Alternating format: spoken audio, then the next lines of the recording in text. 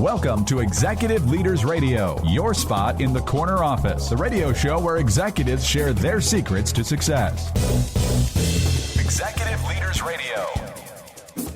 You're listening to Executive Leaders Radio, broadcast from the Pennovation Center, powered by 1776. This is your host, Herb Cohen, with my co-hosts, Caleb Murphy, Merrill Lynch, Drew Hamlin, Shannon Lane, Newmark Knight Frank, Phil Haregi, Sabre Systems, and Erica Webster, Dub Fitness.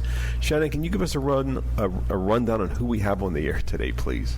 Sure, Herb. We have a great lineup today. We have Ted Qualli, Executive Director of Police Athletic League of Philadelphia, Dr. Jonathan Peri, President of Manor College, Dr. Ursula Knowlton, President of Tabula, Rasa Healthcare, and Stephanie Resnick, Managing Partner of the Philadelphia office of Fox Rothschild. Let's get to know our first guest, Ted Qualli, Executive Director of Police Athletic League of Philadelphia. Ted, what is the Police Athletic League of Philadelphia? What are you guys doing? The Police Athletic League is cops helping kids. We have a unit of the Philadelphia Police Department supported by a nonprofit that runs 20 youth development centers across the city of Philadelphia to bring those two entities together, the community and law enforcement. Perfect. Where are you from originally? From the Philadelphia suburbs. And how many brothers and sisters you got? I am the oldest of three, one brother, one sister. The oldest of three. And what was going on with you, like 8 to 14 years old? What were you up to? Between the ages of 8 and 14, I spent a lot of time with my father. He was a custodian at a nearby elementary school, and so Friday nights we would go, and I would help clean the toilets in the kindergarten classrooms so that at the end of the night I could play in the gymnasium. Wait a minute. Friday nights, the other kids are out playing, and you were with your dad, who was a janitor, cleaning toilets. Didn't that bother you? It didn't bother me. We would take food to the school. It was an opportunity for us to have dinner with Dad. He worked from 7 in the morning to 11 at night, and then there was work to do. So as the oldest, I got to do it first, and so I got to clean the toilets and then vacuum the library rug, and then we got to go play with all the equipment in the gym. Ted, your dad was obviously a really hard worker. What did that mean to you as a child? Yeah, absolutely. Still is a hard worker. Work ethic is what I think I took from my father. He worked multiple jobs. He was also in the Air Force Reserves. He also raised produce, and we sold that on weekends. Why did your dad do that? To make sure that the kids had what they needed. To make sure that we were able to go to college, to do things like that. Wow, and how about your mom? Can you tell us about her? So my mom, once I had children, she stayed at home and so worked with us at home. And then once the youngest was in elementary school, she became a lunch lady in the local school district as well. And what do you bring to work every day from your mom? Well, from my mom is the second oldest of 18 children, and so she candidly raised the bottom half of the litter there, and so it's a lot of respect for family and I think community. There's a lot that my mom instilled in me and my father, quite frankly. And you told us in the green room, I'm just going to go back to your dad for a sec, that he was really well respected. Why was that? Well, he was a janitor. Well, yeah, I mean, so maybe not the most glamorous of positions, but he did it to the best of his ability every day, and anyone in that school that asked for anything, he saw to it that they got it. I mean, what's that respect you have for your dad have to do with what you're doing nowadays? Well, in some neighborhoods there's little to no respect for law enforcement, and I think that really tears at the fabric of any community. And so what we try to do is help kids understand that these police officers are there to help. I just wanted to make sure I understood. Yep. Philip? Gosh, so you had lots of aunts and uncles, so I guess with a lot of aunts and uncles, that's a lot of cousins. So what was that like? So, yeah, probably between the ages of 8 and 14, we numbered in the 20s or 30s. Nowadays, I think we're nearing 70, 72. There was a lot of kids to play with. There was always someone to do something with, and a lot of aunts and uncles that, I think served as role models as well. What's that have to do with what you're doing nowadays?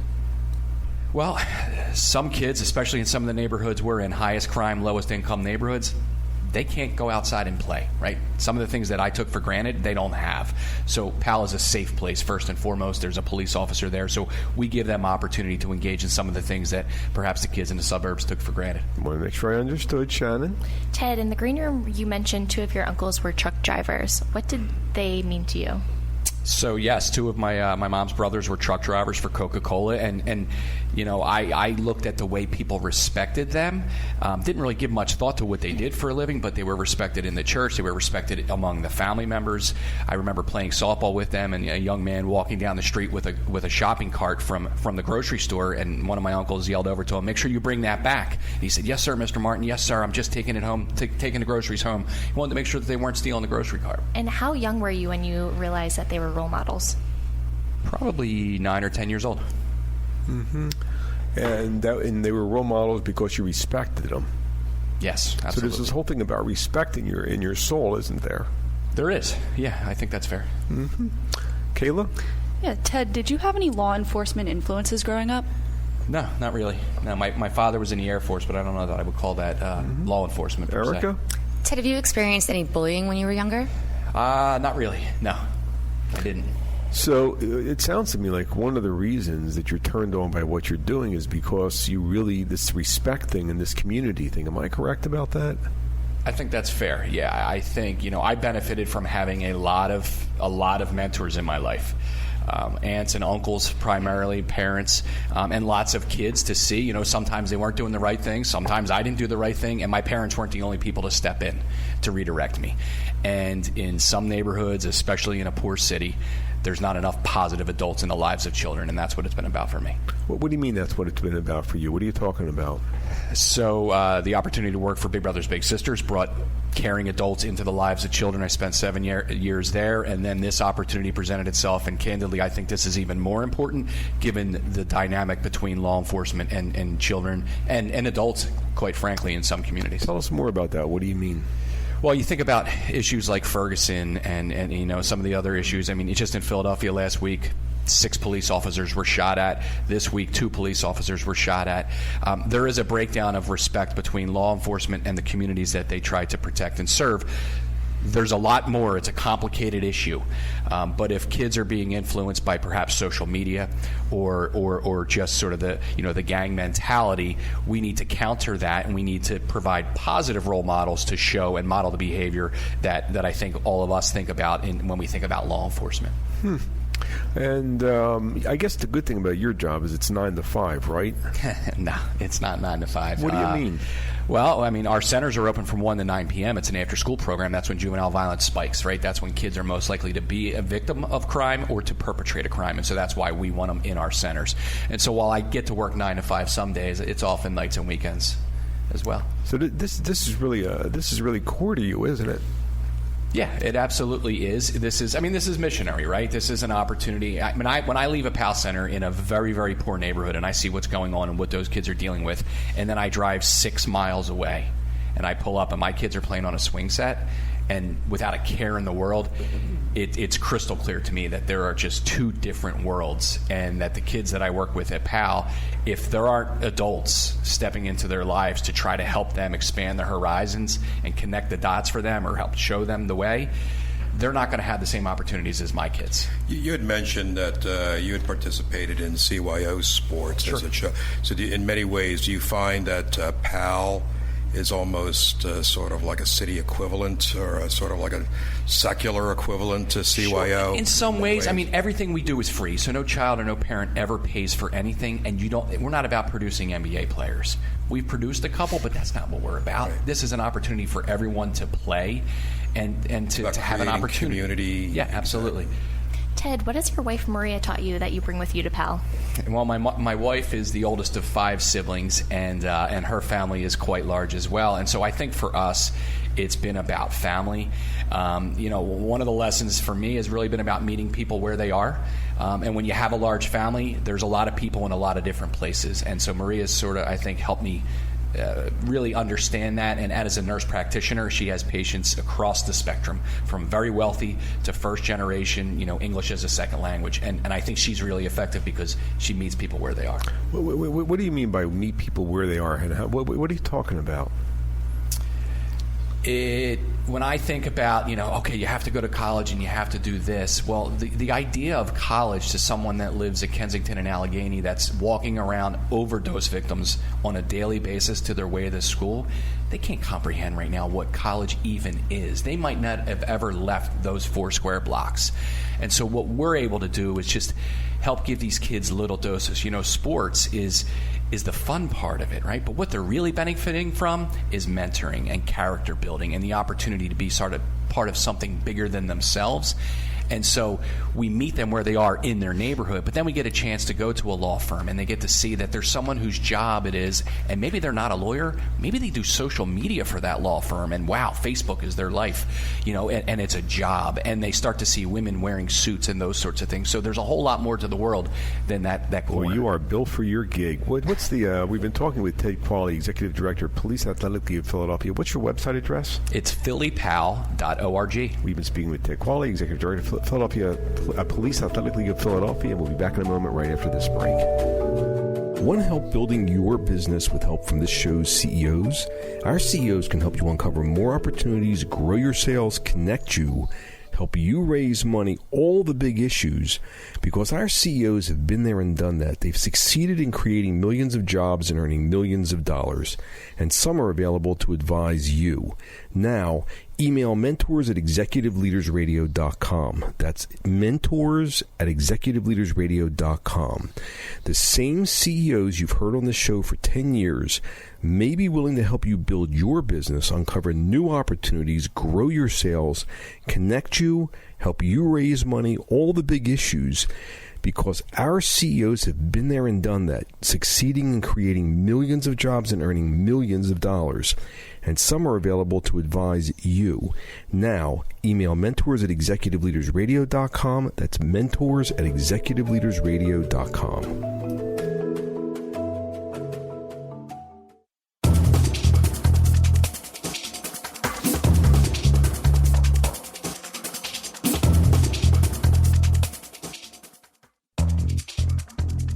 We're back. You're listening to Executive Leaders Radio. This is your host, Herb Cohen. We'd like to introduce Dr. Jonathan Peri, who's president of Manor College. Dr. Peri, what is Manor College? Manor College is a small private Catholic institution. We have about 50 associates, bachelor's, and certificate programs, and we have a student body of about 750 students. We're right in Jenkintown, PA.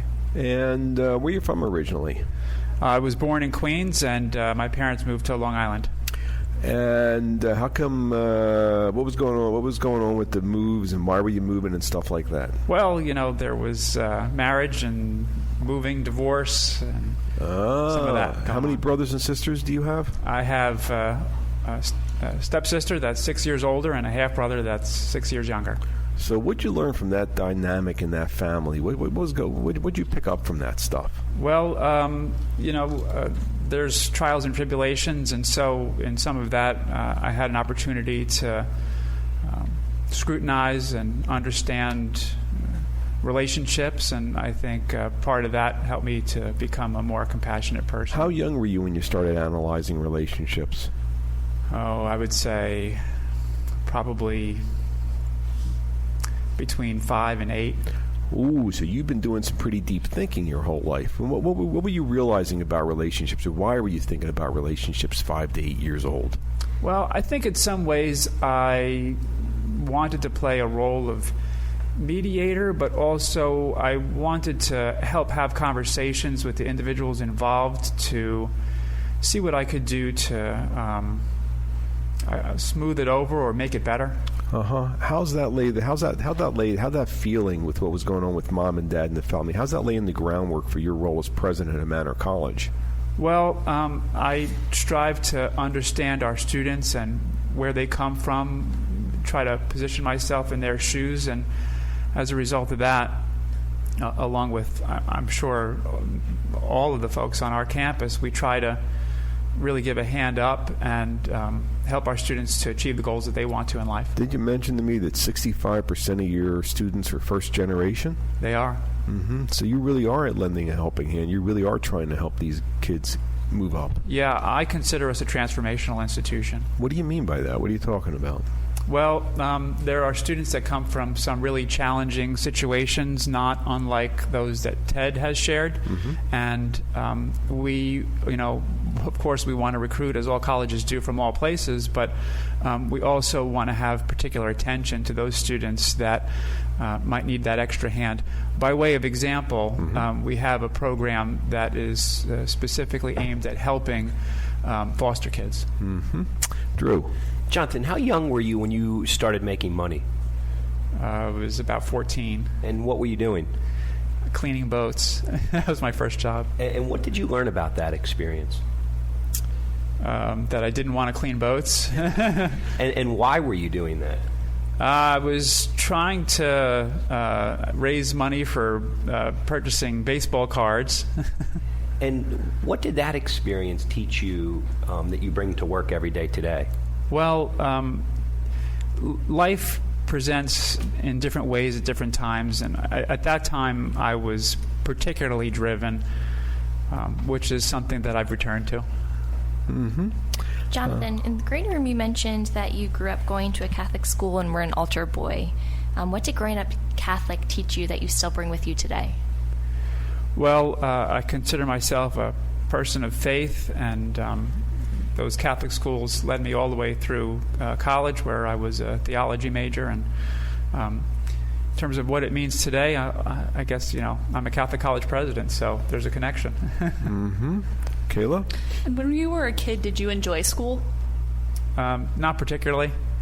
I think you mentioned there was a teacher or a class that you did enjoy during that time. There was. So the teachers that had the most influence on me were those that made the material exciting, but it wasn't just them making it exciting, it's that they were authentic in caring about us as students. And what does that have to do with what you're doing today? Well, if you're not authentic on a college campus and on behalf of and aimed at your students, then you're really not effective at all.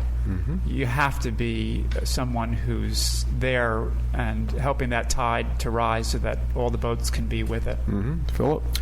Yes, so growing up in Long Island and cleaning boats, you were around a lot of affluents, but you weren't particularly affluent yourself. Right. And I think in the green room, your mom, you said your mom mentioned you about trying to hang around different types of people. So what did she mean by that? Well, when I was in that 8 to 14 sort of timeline, there were some folks who I thought were my friends, and it turned out that they were not. So then I was friendless for a while, and that was tough. So my mother said, you should hang out with these other guys who I viewed as maybe a little more nerdy. And she said, no, you need to hang out with them. And I was persistent, but she was more persistent. And those same guys are now my best friends and have been for, 30, 40 years at this point. How's that affecting your presidency at this organization known as Manor College? Well, it's important for us to judge people by their character and give them the opportunity to demonstrate their character because, some of the people maybe who you would have one set of thoughts about could wind up becoming your best set of friends. So they're people you want to bring up. So when I make my mistakes, it's because I'm not looking at character, I'm looking at what? When say that again? When I'm making my mistakes judging folks, it's because I'm not looking at character. I think you can be clouded by not looking at character. I think character is fundamentally what we want to look at within people. Just want to make sure I understood. Erica? Jonathan, you were telling us a story in the green room about your dad and go-karting. Tell us about that. Yeah, so I wasn't particularly athletic and didn't have much opportunity for being involved in sports. But on the weekends, I was go-karting with my dad. One day, he just said, "Come on, we're going to go buy a go-kart," and we did. And then I was, next thing I knew, he took us to some races, and I was racing with this clunker, and we were doing really well. Tell me how that relates to what you're doing now. Well, there was one time when we were getting a little more sophisticated with things, and we just could not find the right set of gears. It was single gear, no shift for one track, and going back and forth. And finally I said to my dad, "We've tried all these gears, nothing's working, what are we going to do?" And he said, we're going to keep trying, and we're going to try until we find the right thing, because when you don't know what to do, that's what you need to do. What's that have to do with building this organization known as Manor College? Well, there's always the challenge in leadership of not having everything be foreseeable. And so rather than staying static, it's important to change so that you can get to what you're visioning as a goal. Gotcha. Philip? Well, that's pretty profound. So is that a sort of like a value statement, a value proposition for the school in some ways? I think if you asked folks on our campus whether I'm someone who sits still, they would probably tell you no, and that we've been moving at a very fast pace. When you were, you mentioned that sometime toward the end of college you hit an inflection point in your life. What do you mean you hit that inflection point in your life toward the end of college? What happened? Well, in the beginning there, I was driven, and through a lot of the middle years, I think I was less driven and less interested in things. And then I got to a moment towards the end of college where I decided I really needed to jump in with both feet, and that was probably for a couple reasons. One was that I was a theology major and wondering, what am I going to do next? And then deciding on law school and doing that with full force. And another was that I was involved with some organizations on the campus, and I got elected to something, and I realized, well, maybe there's something to leadership. What did you get elected to? I became the vice chair of the social fraternity on the campus. Why did you get elected to be the vice chair of the fraternity on campus? That's a good question. Well, because I had been doing some work for the group, and someone said, you should run for this office, and so I considered it. So you had the ability to pull people together and figure out a common vision and get them moving in the same direction? Yeah. I shared a story about my grandfather with the group, and I can't remember what it was, but it was influential to them. What is the website address of Manor College? Manor.edu. Manor.edu. We're talking with Dr. Jonathan Peri, president of Manor College, here on Executive Leaders Radio. We'll be back in a moment right after this break.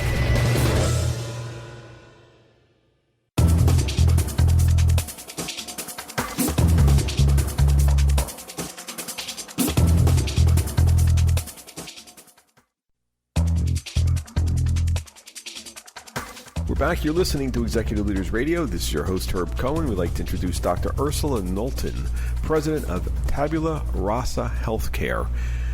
Dr. Knowlton, what is Tabula Rasa Healthcare? What are you guys doing? Tabula Rasa Healthcare is a healthcare technology company. We create technology that helps pharmacists identify and mitigate medication risk. How large or how small is this firm?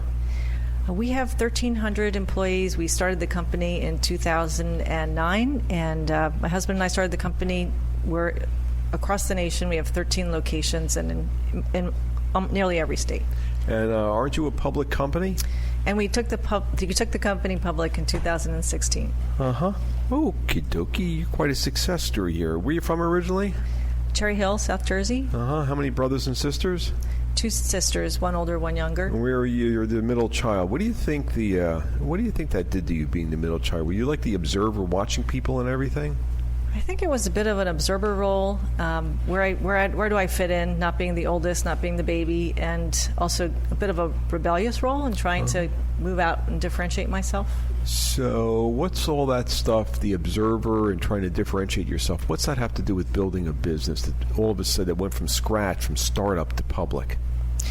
Well, I think it's fortitude and being able to focus on the end goal of trying to help people. And I've been a pharmacist for a long time, and I feel that this is the time where we're able to really help people with their medication regimens that are complex because we have the right tools to do it. Drew? Ursula, speaking about helping people with their medication, you mentioned in the green room that you saw your grandmom on a bunch of different medicines. Is that correct? Yes, she had congestive heart failure. She was 94 when she died, so she was sort of always old when I was growing up. And I never knew how to help my mom with her medicines. They were constantly being changed. And as a result, often she would have a fall or she would slip and break bones. And it was very difficult. What impact did that have on you at that time? Well, I think it's what drove me into pharmacy. In addition to that, I learned more about pharmacy, the fact that I could potentially really help people and prevent them from having these problems. And then you leveraged being a pharmacist and saw what was going on in the pharmacy to develop a technology company, is that correct? To help the pharmacists? Yes, my husband and I both have had personal experiences where, as pharmacists, we can't help our own family members. So the idea that, okay, what's going on? We have really old technology and people are on more and more medications with more and more chronic diseases, living longer. How do we help support that? And how does it make you feel to know there was maybe people, in your case, that were trying to figure out how to help elders? Now they can do so with your technology. Well, I think that what we're trying to do is propagate the technology so that we're not the only ones using it, and to help community pharmacists, help people in their community really be able to live a healthy life. Mm-hmm. How young were you when you started making money? 14. What were you doing? I was hostessing and working the bakery counter at Ponzio's, our family restaurant. So you worked in the family business, in the family restaurant, at the age of 14, and you were working as a hostess because they thought you had a good personality? Well, I'd been there so many times growing up, having dinner, lunch, breakfast, and dinner. I think it was, I knew the workflow. Yeah, I think you had the right kind of personality for it. Philip? Yes, I was wondering, also being a middle child, I was wondering, your role within Tabula Rasa. Do you... middle child or middle children have a reputation for being sort of the glue or the intermediaries, I guess, between in the family. Do you see yourself as having that role at Tabula Rasa, and also do you see Tabula Rasa having that role between your customers and pharmacists? Yes, I think that absolutely our focus is on collaboration, and my role in helping to support customers and the experience that they have with our technology, the experience that their patients have, is definitely a result of being the middle child and trying to intermediate and understand, observe what's really happening, and trying to come to a resolution that's the right thing to do. Mm-hmm. Kayla? Ursula, you mentioned a few activities you were involved with growing up, specifically Greek dancing. Could you tell us a little bit more about that? Well, as I said, Greek dancing, it was not my passion, but it was both embarrassing and fun. One time there was a person who snapped a picture and put it in the Inquirer, and I ended up on the Monday morning paper, front page of the current section. And what was your role in the group? Well, as any person who does any kind of a line ethnic dance, you change roles. So sometimes you're the leader, sometimes you're just in the middle following. Other times you're trying to keep the group together because they're moving too fast or they might be moving too slow. And how does that relate to what you're doing today? I think it relates a lot. It focuses, what I do is try to grow the company and support the users of our technology and the patients that are their individuals who are also the users or benefiting, hopefully, from what we're doing. Erica? What effect did working in that restaurant have on you? I think it helped me understand what hard work really was, or really is, and to understand that perhaps that is something I wanted to do in life, or perhaps something I could do, just the whole notion of how work can be good for you and how work impacts livelihood. You mentioned that you felt like men had a louder voice. Explain what you meant by that. Well, I think that I could only do certain jobs in the restaurant, so I couldn't be a waitress. There was too much interaction with the cooks. I worked in the bakery, worked as a hostess, as opposed to getting a little bit more of a hands dirty kind of job. So thinking I would eventually own the restaurant as legacy and as a family member, and being told that I couldn't because I was a woman and would eventually have children. I think that was where I thought that maybe I just didn't have the voice to impact the desires. Mm-hmm. Shannon? So, Ursula, you were told that you can't run a restaurant and have kids, but now you're running a 1,300-person company and have kids. Where did you get the courage to do both? It's ironic, isn't it? I think the courage really came from my family. I mean, they came over from Greece. They didn't have any education, 4th grade. They start this restaurant that's a business, that's a thriving business in South Jersey. They become community members and support the community. So I think that took a lot of courage. That's what I do. Doesn't seem like any courage compared to what they did. When you say they, is that mom or dad? Both. What do you mean? Well, they're both immigrants from Greece, and coming here not knowing any language, having no skills, having no real education. They were kind of caught in World War II where they couldn't go to school anymore because it was too dangerous. So I think that it makes you think, what people are made of is how people get to where they're going. You have a lot of respect for other people, don't you? I do, absolutely. Mm-hmm. What do you mean?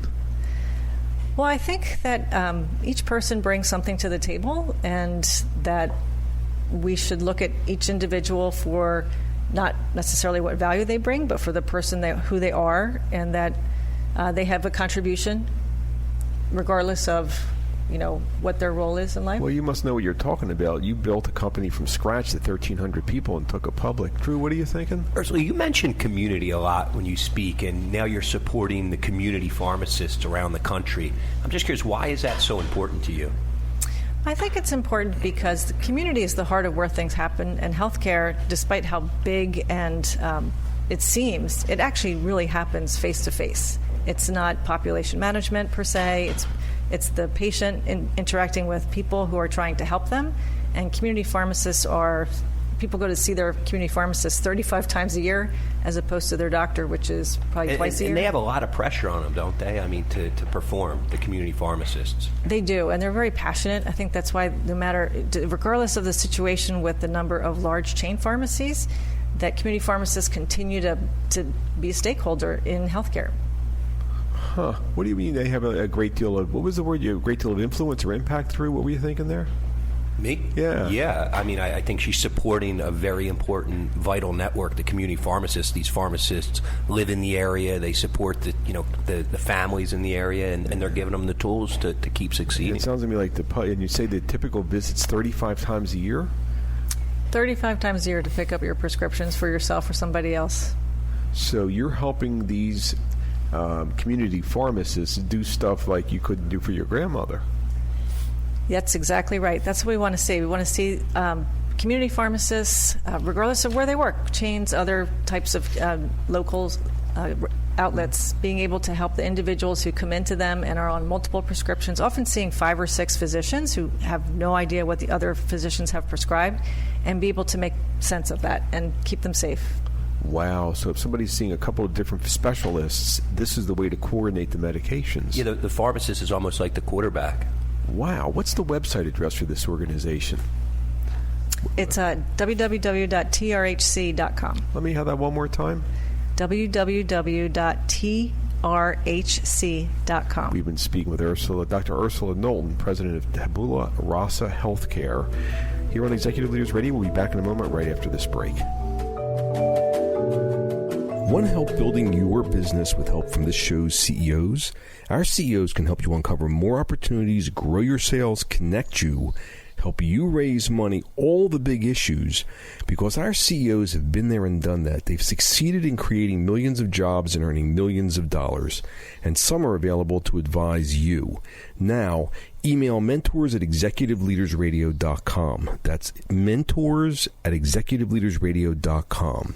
The same CEOs you've heard on the show for 10 years may be willing to help you build your business, uncover new opportunities, grow your sales, connect you, help you raise money, all the big issues, because our CEOs have been there and done that, succeeding in creating millions of jobs and earning millions of dollars. And some are available to advise you. Now, email mentors@executiveleadersradio.com. That's mentors@executiveleadersradio.com.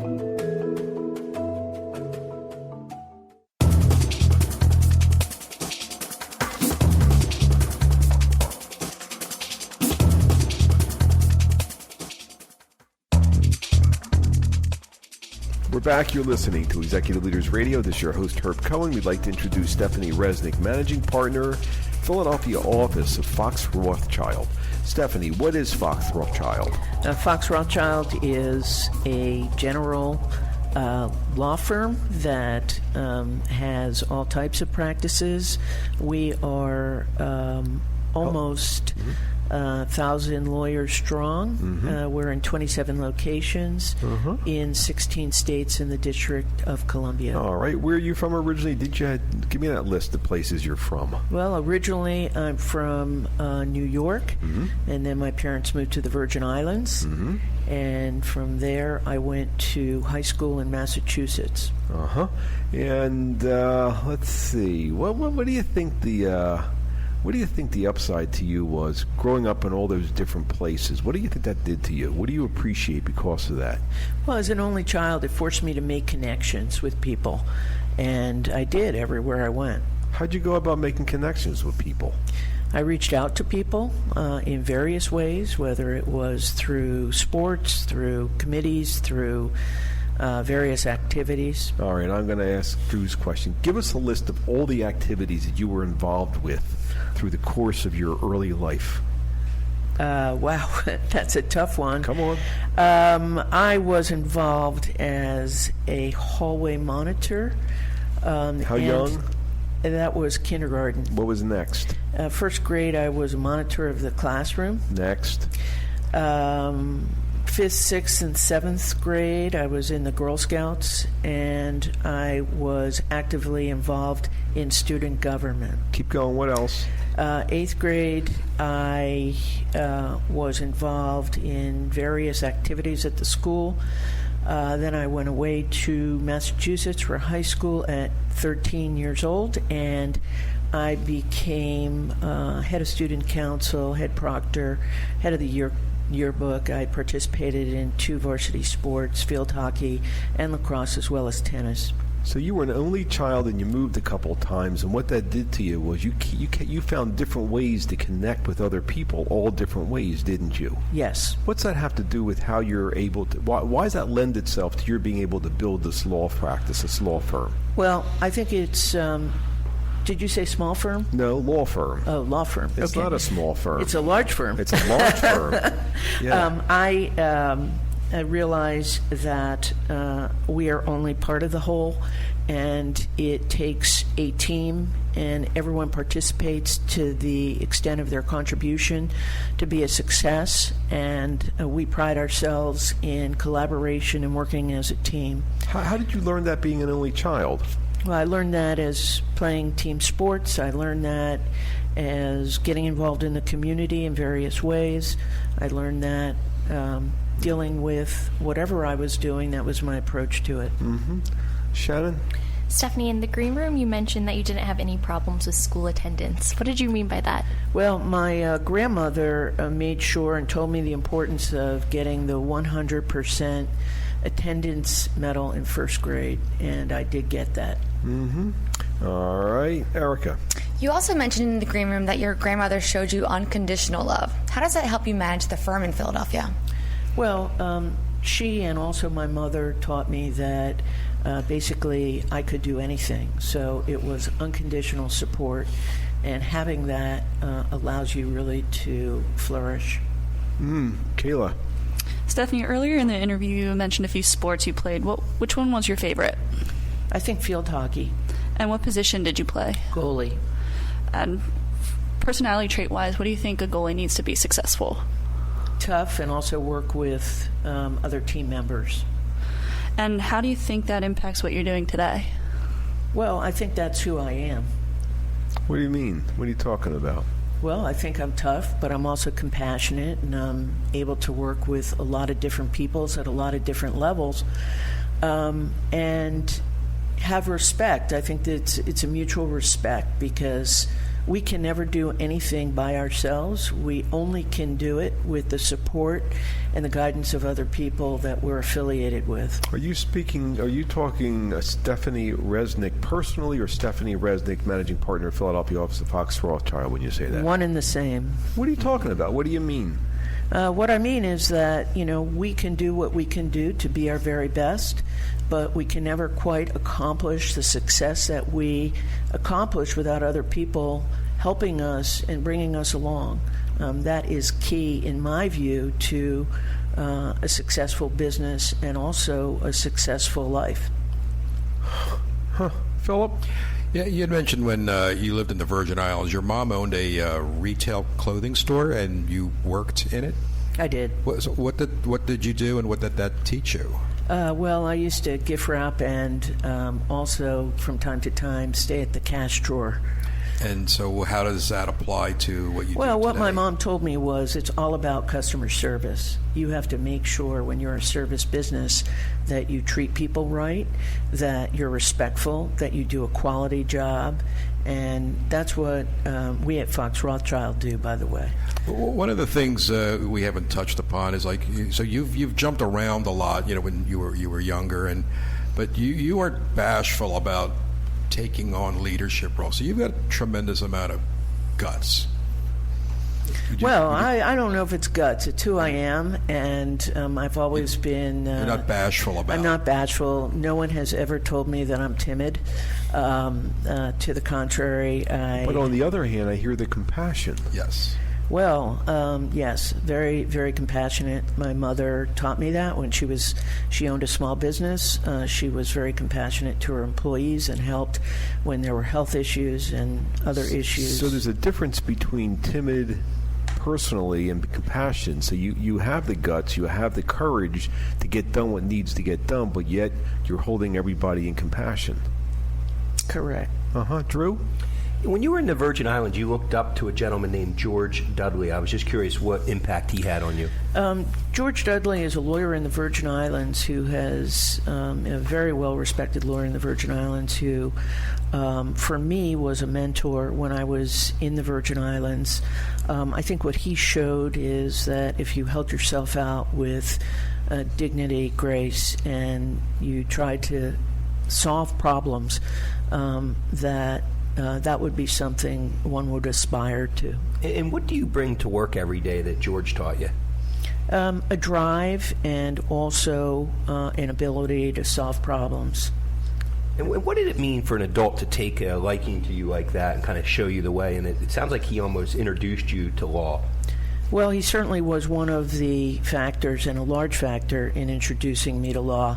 I was very driven at the time, and I thought I would be a good lawyer, and I wanted to be a lawyer. My mom actually offered to have me do an academic year in France, and I turned that down to go to law school. And I just want to pivot back to sports real quick because I have to know, you're a goalie at lacrosse, a goalie at field hockey. What did the defenders in front of you, what would they say about you? They would say that I was driven, that I had passion for the sport, and that I was tough. Did they like to play in front of you? Yes, they did. Mm-hmm. If I was doing a good interview, Stephanie, what am I missing here?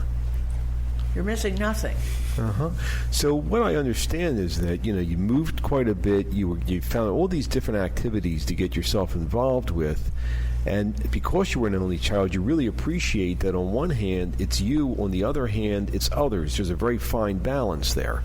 And give me again how that relates to your building this substantial law firm.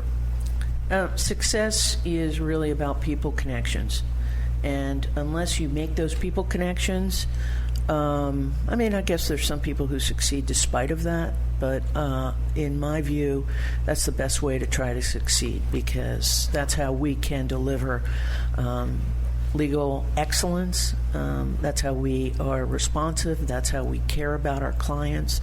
And that's the way to go. And what is it about law that attracted you? Why law? Again, I think it was helping people and problem solving. Those were the two most important things to me. Helping people and problem solving, and that's your definition of law. I think so, yes. Well, you certainly, your opinion is certainly a valid opinion. You're managing, you're the managing partner of the Philadelphia office of Fox Rothschild, which is a well-respected law firm. You know what you're talking about. What's the website address for this organization known as Fox Rothschild? FoxRothschild.com. Let me have that again. FoxRothschild.com. We've been speaking with Stephanie Resnick, managing partner of the Philadelphia office of Fox Rothschild, here on Executive Leaders Radio. And Shannon, can you please give us a rundown on who else we've had the opportunity of speaking with today? Sure, Herb. Great show today. We had Ted Qualli, Executive Director of the Police Athletic League of Philadelphia, Dr. Jonathan Peri, President of Manor College, Dr. Ursula Knowlton, President of Tabula Rasa Healthcare, And just now, Stephanie Resnick, Managing Partner of the Philadelphia office of Fox Rothschild. Thank you. I would like to thank my co-hosts, including Kayla Murphy, Merle Lynch, Drew Hanlon, Shannon Lane, Newmark Knight Frank, Phil Haregi, Sabre Systems, and Erica Webster, Dub Fitness, for giving me a hand structuring the questions, hopefully providing our listening audience an educational and entertaining show. Don't forget to visit our website. It's executiveleadersradio.com to learn more about our executive leaders. That's executiveleadersradio.com. To learn more about our executive leaders, we'd like to thank our listening audience for listening. Otherwise, we wouldn't have a radio show. And have a nice day. Bye-bye.